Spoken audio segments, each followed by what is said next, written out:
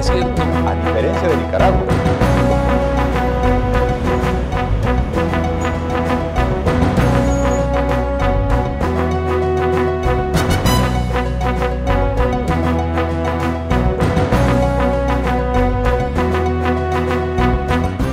Un gusto volver a estar con ustedes. Cordiales saludos a todos quienes nos siguen a través de la señal de Gama Visión en el Ecuador, de Mega TV en la Florida y por Max TV online en el Ecuador y en el mundo. Hoy tenemos como invitado al abogado Henry Cucalón. Él fue precandidato a la presidencia de la República en las primarias social cristianas. Ha sido asambleísta, dejó de serlo hace pocas semanas. En la actualidad, indudablemente, continúa en su carrera política. La coyuntura nos lleva a preguntarle cómo se puede calificar esa separación de asambleístas del Partido Social Cristiano. ¿Acaso los ha perdido o qué es lo que ha sucedido? ¿Cuál es su lectura, abogado Cucalón? Fernando, muy buenas noches. Televidentes, muy buenas noches con todos. Un gusto y gracias por la oportunidad. Respeto, mas no comparto la decisión de apartarse de un compromiso ciudadano que se adquirió en la campaña electoral.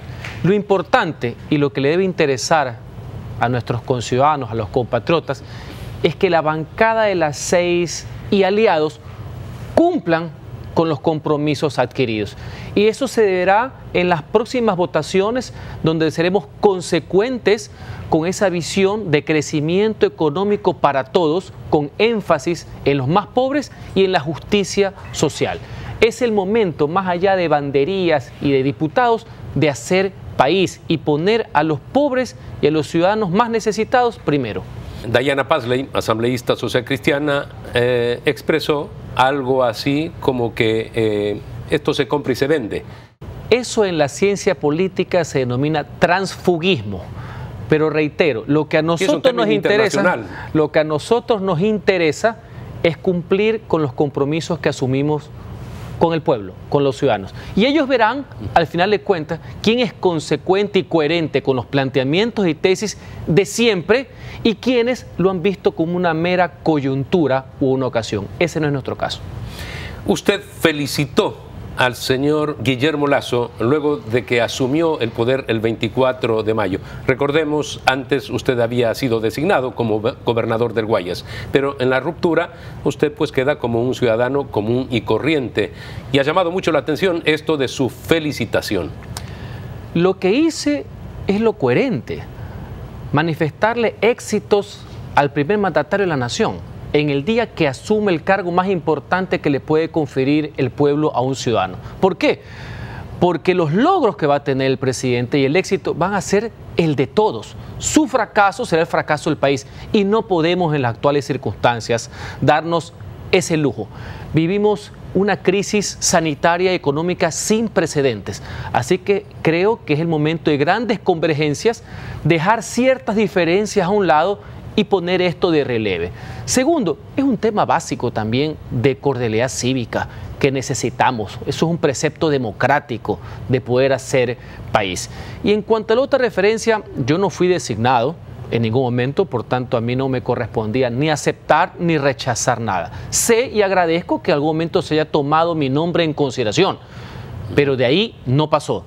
En todo caso, el primer mandatario, el presidente de la República, tiene pleno derecho y ejercicio de nombrar a las personas que él considere que son de su confianza. Estamos absolutamente de acuerdo los demócratas que tenemos que apoyar al gobierno que inició el 24 de mayo.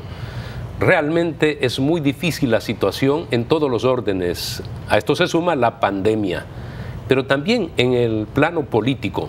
Estamos observando lo que está sucediendo en Colombia.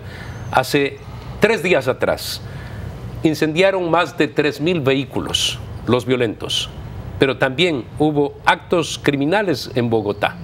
Por supuesto que las Naciones Unidas, la Comisión Interamericana de los Derechos Humanos siempre sanciona al sector militar, al sector policial, que están tratando de mantener el orden, lo cual se hace más difícil el poder enfrentar este tipo de manifestaciones. Entonces, todos los ecuatorianos deberíamos pensar en un objetivo común, sacar adelante al Ecuador, para no vivir lo que viven los vecinos. Considero que en las actuales circunstancias, el país y el gobierno que está para dirigir los destinos merecen una oportunidad. Merecen una oportunidad de propiciar ese encuentro que tanto comentaron en la segunda vuelta electoral. En todo caso, no es momento de poner zancadillas a cualquier título. Ese encuentro debe ser posible para que pueda ser también dable un proceso de reactivación, no de paralización. Eso no le interesa al país. Protestar en democracia siempre válido, pero entorpecer, paralizar en momentos que tenemos que sumar esfuerzos entre todos no es lo dable y no es lo que le interesan a las grandes mayorías. Por ejemplo, en el Ecuador, la CONAIE es parte, en definitiva, pues Pachakutik es parte de la CONAIE. El señor Leonidas Issa, él dijo que va a haber ese levantamiento, ahora se conoce que era local, en Cotopaxi, pero el levantamiento al final, y así se empiezan con estas dinamitas locales para luego una general y nacional como la que ocurrió en octubre del 2019. ¿Qué va a pasar a futuro cuando el gobierno, que tiene el apoyo de Pachakutik, se encuentre con este tipo de acciones? Lo que en un momento lo vendieron como un gran levantamiento, ahora resulta ser que es un tema focalizado.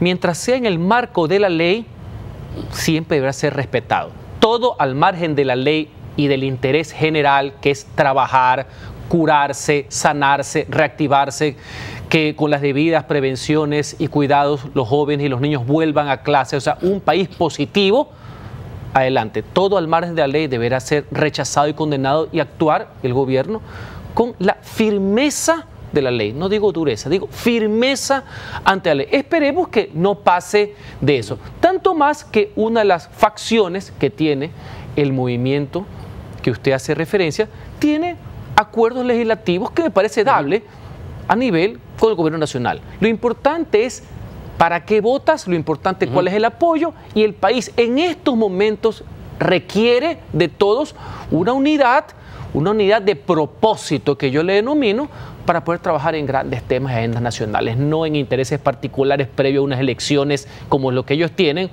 del colectivo que usted ha mencionado. No me llamó la atención las expresiones del abogado Jaime Nebot, porque en definitiva él ha marcado a través de la historia, a través de actitudes, cuál es la línea. Y lo que dijo es que a pesar de esa relación rota, todo aquello que merezca apoyar para bien de los ecuatorianos, en este caso, por ejemplo, para los que no tienen trabajo, cuando se está hablando de pasar leyes que flexibilicen las labores. Esto es que los que no tienen trabajo puedan tener un sueldo a través, por supuesto, de algún tipo de desempeño laboral. Porque los que tienen trabajo, que son los sindicalistas, ellos no quieren flexibilizar laboralmente la ley, porque ellos ya tienen trabajo. Esto demuestra que con acciones el Partido Social Cristiano a la postre va a estar apoyando al gobierno del señor Lasso. Es que lo lógico y lo que llama al sentido común es apoyar las tesis que siempre han sido nuestras, con las cuales coincidimos con el partido que ahorita es gobierno y que lidera el presidente Guillermo Lasso. ¿Cómo no vamos a apoyar si son posiciones que hemos venido sosteniendo a lo largo de nuestra trayectoria en diversos temas? Entonces, cuando eso se refleje en acciones de gobierno o en propuestas legislativas, lo consecuente es actuar y votar. Usted ha puesto un ejemplo, el laboral. Obviamente que el país necesita avanzar, necesita modernizarse sin precarizarse, siempre respetando derechos laborales, pero viendo nuevas oportunidades. Debe contar con un apoyo. La peor drama que está viviendo social el país en este momento es la falta de empleo, que es la angustia que se tiene, y eso acompañado con el tema de la pandemia, pérdida de vidas y pérdida de empleo, es algo que tenemos que superar. Así que hay que ser proactivo. Y el gobierno sabe que con nosotros podemos trabajar, no en función partidista, sino en función de los intereses de la gente. Y eso se concretará, estimados compatriotas, en el momento de la verdad, cuando se vea quién vota a favor del país. Ya no hablemos de cargos o no, de función de temas de país en el Congreso Nacional. Además, en 4 años se darán otras elecciones. Y no podemos fracasar, porque de lo contrario podría venir lo que no queremos, lo que ya salió del Ecuador. Esto es el socialismo del siglo XXI. Pero el peligro siempre está latente. Mire lo que ha sucedido en el Perú. y también lo que buscan en Colombia con el señor Gustavo Petro. Todo lo que está pasando tiene también una intencionalidad de que la izquierda finalmente llegue al poder en Colombia, cosa que no lo ha podido hacer y que siempre han buscado la violencia para pretender llegar al poder con las FARC.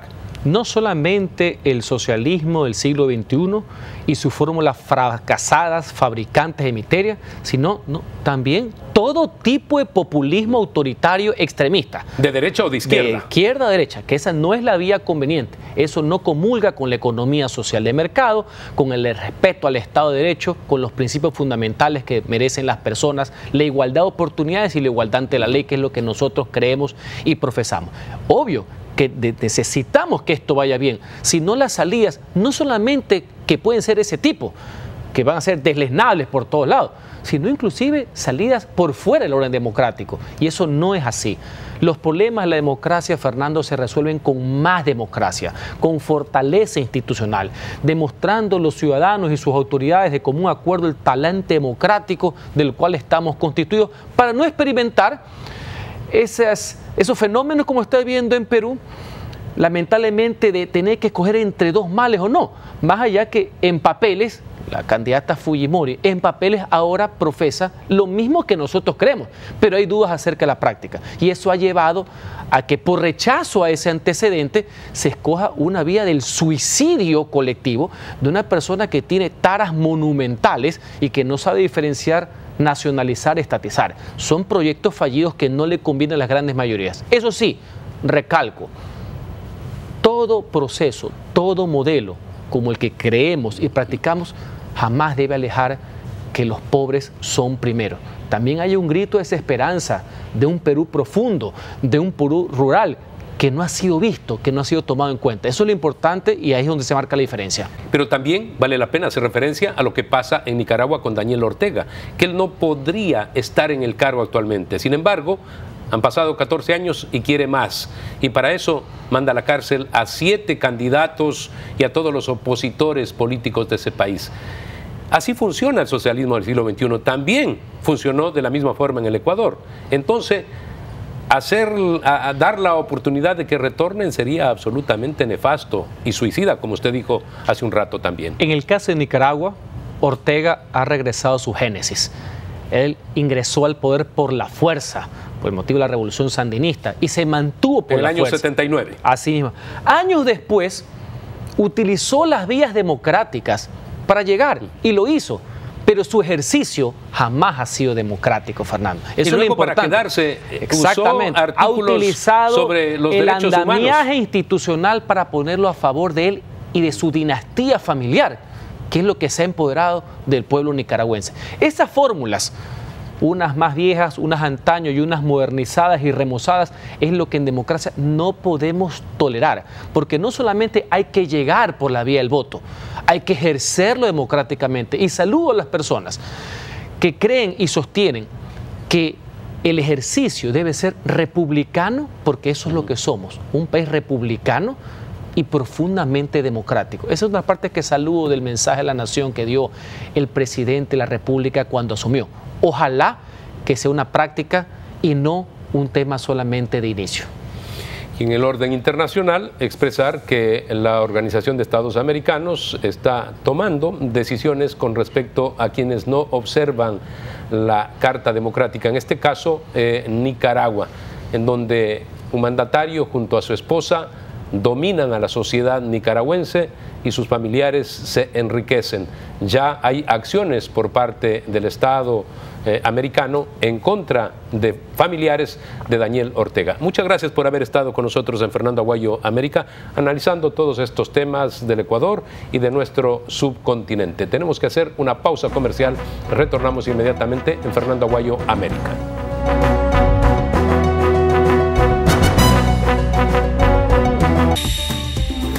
Inicio de espacio publicitario.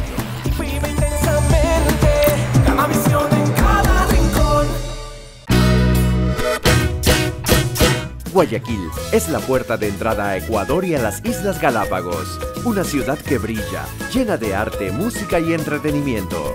Aquí la aventura se expresa en todas sus formas, desde paseos por el río y sus malecones hasta conciertos al aire libre y vista panorámica de la ciudad desde La Perla.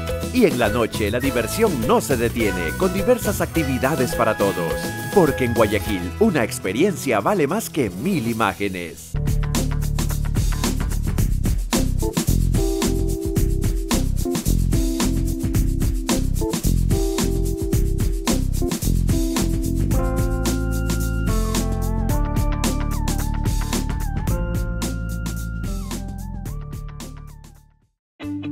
En UTEC, creemos que el futuro está en manos de nuestros estudiantes y agregar valor a sus vidas está en las nuestras. Con una educación práctica y moderna, creando experiencias únicas, formando líderes y sobre todo, que disfruten el camino.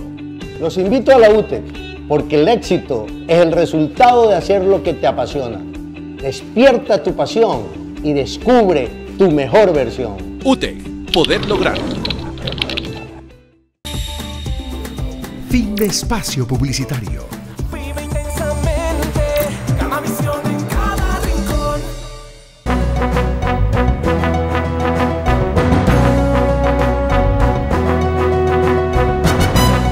Agradecemos la presencia del doctor Alberto Campodónico. Él es especialista en cuidados intensivos. Vamos a hablar del tema COVID a nivel global. En la actualidad somos 7.837 millones de habitantes. Se han vacunado alrededor de 2.250. Falta mucho entonces para que los habitantes del mundo estén vacunados. Claro está que en los países más grandes, poderosos, se ha logrado ya pues la vacunación en el orden del 60, del 70%, pero en países pequeños y pobres apenas se ha llegado al 2, al 3, al 4%. Doctor, ¿es importante entonces que haya solidaridad de los países grandes para que se pueda vacunar en los países más pobres del mundo? Muchas gracias por la invitación, licenciado.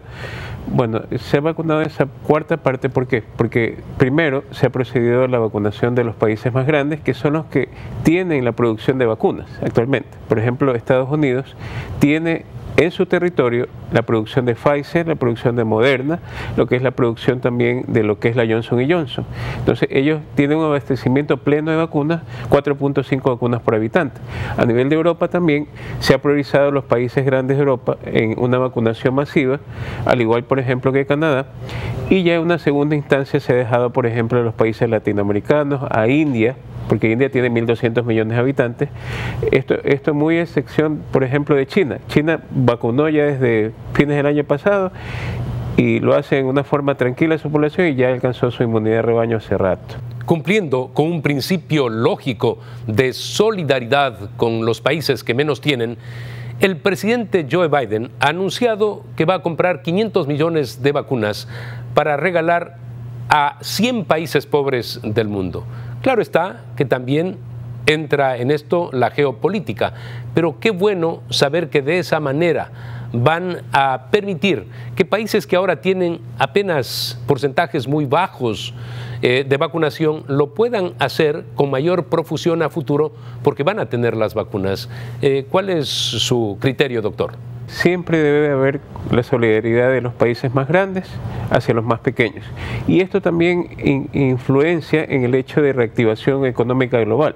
Joe Biden sabe que si estos países más pequeños, o de pronto que están más golpeados por la pandemia, pueden llegar a lo que es inmunidad de rebaño con el hecho de donación de vacunas por parte de él, porque esta iniciativa la toma él, lo van a tomar seguido otros países grandes también. Los poderosos lo pueden hacer. Exactamente, los G7, por ejemplo, poniéndose ya de acuerdo. Que han planteado esa ayuda para los países pobres. El G7 y el G20 son los países más poderosos del mundo. Exactamente, entonces al plantear eso, ellos ya ven un panorama en que se puede reactivar a los países más pequeños y el hecho de reactivarlos económicamente va a dar un flujo o intercambio comercial con estos países más grandes. Es decir, eso nos beneficia a todos en última instancia, porque al ser una pandemia global, el hecho de mientras más rápido usted recupere los países que están alrededor de un mismo país, por ejemplo nosotros Ecuador, se recupera Colombia, Perú, Brasil, Chile.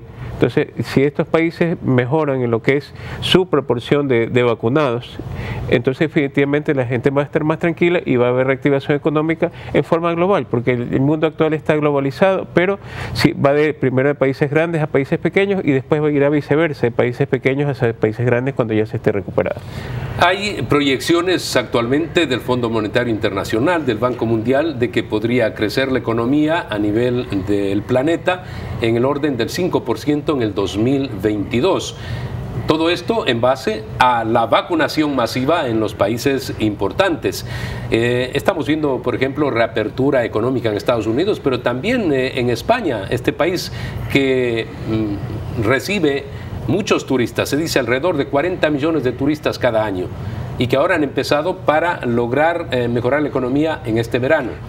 Ese es el propósito de las naciones, por eso se une vacunación y reactivación económica. Exactamente, siempre va a ir de la mano la vacunación masiva y va a involucrar posteriormente la reactivación económica.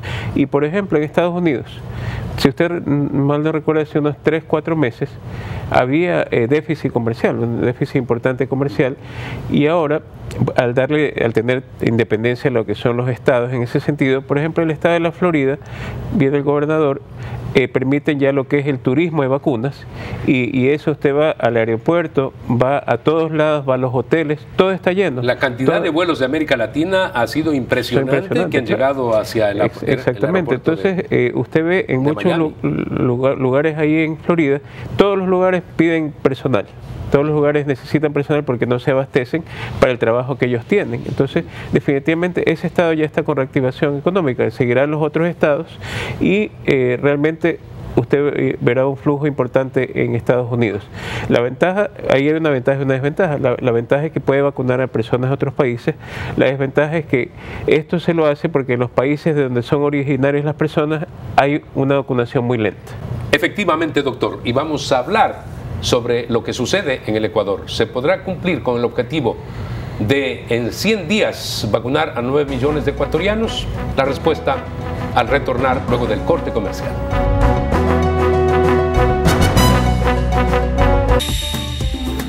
Inicio de espacio publicitario. Vive intensamente, gana visión en cada rincón. Guayaquil es la puerta de entrada a Ecuador y a las Islas Galápagos, una ciudad que brilla, llena de arte, música y entretenimiento.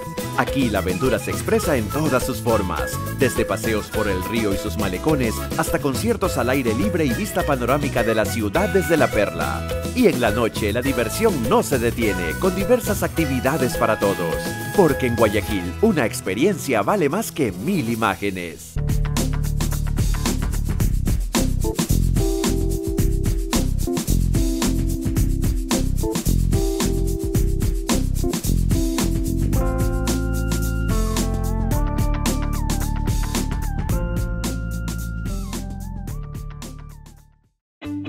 En UTE, creemos que el futuro está en manos de nuestros estudiantes y agregar valor a sus vidas está en las nuestras.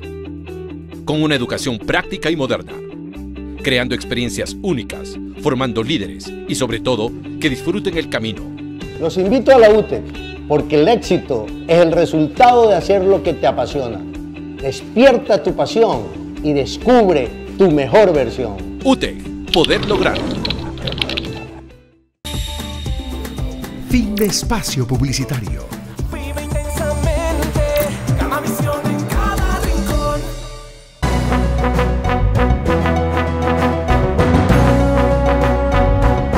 Vacunar a 9 millones de personas, 9 millones de ecuatorianos durante 100 días, ¿será posible, doctor? Yo considero que sí es posible. ¿Por qué? Porque ya durante el mes de abril nosotros recordamos que tuvimos fines de semana de confinamiento. Y durante esos fines de semana de confinamiento hubo vacunación, por ejemplo, un día sábado de 100.000 personas, un día domingo de 80.000 o 90.000. Es decir, sí es factible. Lo importante es que ahora hay más puntos de vacunación, pero hay que distribuir y hay que estar abastecidos de las vacunas para esto. Si usted, por ejemplo, tiene proyectado vacunar 9 millones de personas en 3-4 meses. Entonces significa que cada mes usted tendrá que tener mínimo un abastecimiento dentro del país de 3 a 5 millones de vacunas para usted poderlas proyectar en los diferentes puntos, obviamente a través del CNE. Hay que vacunar más o menos a 100.000, 120.000 personas diariamente. Exactamente, 100.000, 120.000. Es decir, si usted va a esa velocidad con la que se iba los fines de semana, usted tendrá 3 millones vacunados en el mes y tendrá en 3 meses los 9 millones. Claro que son cifras ideales. Nosotros hablamos siempre de la inmunidad en rebaño, que es un 70% de la población que debería vacunarse. Nosotros tenemos 17 millones de personas en el país. Claro, si usted le quita los niños, que todavía no hay vacunación, le quedarían alrededor de unos 12 a 13 millones de personas que deberían vacunarse. Ahora bien, si tenemos 9 millones, estamos ahí exceptuando los 3 millones que son el universo de los muchachos de 12 a 16 años, para los cuales ya hay vacunas en otros países. Hay vacunas de Estados Unidos y hay vacunas de Pfizer. En Chile ya se está comenzando a vacunarlos a ellos. Y en el Uruguay han vacunado a niños de 12 años. Claro, en Uruguay y en Europa también. En Europa también. Entonces, si usted quiere llegar a la verdadera inmunidad en rebaño, que sea más del 70%, tendrá que vacunarlos a ellos también. Es decir, los 9 millones no son el 70%. Y más aún, si usted tiene ausentismo de un 30%, bajará a 7 millones y no tendremos la inmunidad en rebaño. ¿Qué significa eso? Que todavía no podremos tener la reactivación económica adecuada y el otro 50% podrán llegar a contagiarse o volver a recontagiarse. Yo decía que está haciendo bien el trabajo el gobierno del señor Lasso en cuanto a la vacunación. Se espera que se cumpla con el gran objetivo, pero también la ciudadanía tiene que poner de su parte. No puede haber un ausentismo tan alto como se ha registrado en los últimos días. Exactamente. El gobierno ya tiene en el país 1.200.000 vacunas, más 100.000 de Pfizer que llegaron, y probablemente van a llegar nuevas vacunas durante este mes. Es decir, abastecimiento yo considero que el gobierno va a tener. Es decir, sí va a poder llegar a cumplir su meta, pero es muy importante lo que hablamos, es decir, el ausentismo. ¿Por qué canalizar? ¿Por qué el ausentismo? En primer lugar. En segundo lugar, si las personas no asisten, llamarlos, preguntarles por qué, volverlos a citar o ir a su domicilio, ir en brigadas a vacunar a las personas que no se han podido vacunar por A o B motivo y bajar este ausentismo, por lo menos bajarlo a la mitad. Como especialista en cuidados intensivos, doctor, y con su gran experiencia y ha estado muy activo desde que apareció el coronavirus en el Ecuador, ¿hay razones para que la gente se rehúse a ponerse la vacuna? Sí, yo creo que a veces una información inadecuada. Es decir, el punto es el siguiente, que algunos piensan que la vacuna es dañina, otros piensan que no les va a cubrir lo suficiente, o otros piensan que no es formulada o no es fabricada con los estándares suficientes, y la duda es por esto, porque la vacuna realmente, las primeras que salieron al mercado se fabricaron en 10 meses. ¿Pero por qué se fabricaron en 10 meses, por ejemplo, la vacuna Pfizer? Porque era a través de un laboratorio de biología molecular con RNA mensajero, y ese RNA mensajero se ha utilizado durante 20 años en tratamiento de cáncer. Lo que pasa es que se lo reformuló para formar una vacuna. Entonces, no es algo nuevo. Y en segundo lugar, piensan que se va a hacer un cambio genético, etcétera, en la estructura genética de la persona, lo cual no es verdad, porque la estructura genética dentro de una célula está en el núcleo y afuera están los RNA mensajeros, que son los que forman proteínas virales, y lo que se hace es formar proteínas virales artificiales semejantes al COVID, sube la inmunidad de la persona y lo protege o lo contrarresta el COVID cuando realmente llega. Ese es el efecto de la vacuna. De la vacuna de RNA mensajero. Hay otras vacunas como la de Sinovac, que es un virus inactivado, es el virus del COVID inactivado y no hace daño, entonces, pero permite fabricar anticuerpos. Entonces, ¿cuál es el objetivo real de la vacuna? Es que fabrica anticuerpos neutralizantes para que el virus no ingrese en el organismo. Ese es el objetivo real de todas las vacunas. Y el otro objetivo es que nos permita no llegar a UCI, no complicarnos, no tener mortalidad. Y si usted baja eso, entonces las personas van a estar tranquilas. Entonces, yo considero que si tenemos una vacuna de fácil acceso, porque nos la da el gobierno, nos programa, entonces contraparte será vacunarnos. ¿Para qué? No solo para mejorar la parte económica, sino para evitar nosotros complicarnos y sufrir una enfermedad que no sabemos cuál sería el probable desenlace al estar hospitalizado. Salvémonos y salvemos a los demás en una sociedad gregaria. Estamos hablando de 7.837 millones de habitantes que tiene el mundo. Está en todos nosotros el futuro sano, por supuesto. Muchas gracias, doctor, por haber compartido sus conocimientos aquí en el programa Fernando Aguayo América. Recuerden ustedes que tienen una cita la próxima semana a través de Gamavisión en el Ecuador, de Mega TV en la Florida y por Max TV online en el Ecuador y en el mundo.